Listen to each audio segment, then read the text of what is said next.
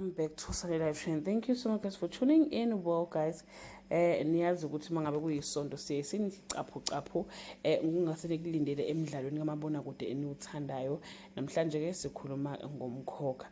Guys, uma mzobe ngiyakhumbula ukuthi ke wathatha uDekapsile wahamba umuthi iqhithi kwaMthiyane. Meyibuye ekhaya lesilingayinga ke sendoda uDifa sithi sifuna indodakazi yaso la. Kuzophinda ke ukukhuluma indoda ke singayazi singaze siyibonda phana kulomdlalo iveza ke ukuthi iyazi ukuthi ubaba kaMamzobe wancatshelwa kuphi. Nizokhumbula guys ukuthi bathi befuna ukuqeda umkhokha balimba ithuna lika baba kaMamzobe balifica li-empty. Angazi guys ukuthi libaleke ngani kangaka njengamanje, kodwa njengoba umdlalo nje uzophela ngoFebruary the whereabouts yamathambo kababa kaMamzobe ngiyacanga ukuthi badinga ukwazi ukuthi ke akuphi.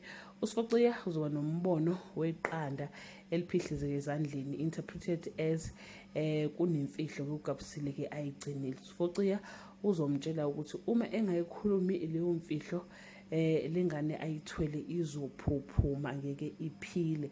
Bese yaqala yakhala guys. Angazi ke guys imfihlo uGapsile yaziyo engazi yenza ukuthi aphuphunyelwe isisu kungaba mfihlo yini. Ngiyayibuza ke namanje ukuthi kungabe inhloboni imfihlo le uGapsile ke ibambe ngaphandle ukuthi uma wakhe wayithakatha uma wakhe futhi wabulala ke uMthembu.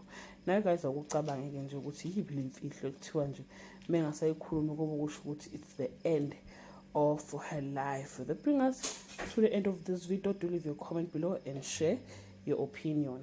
Bye.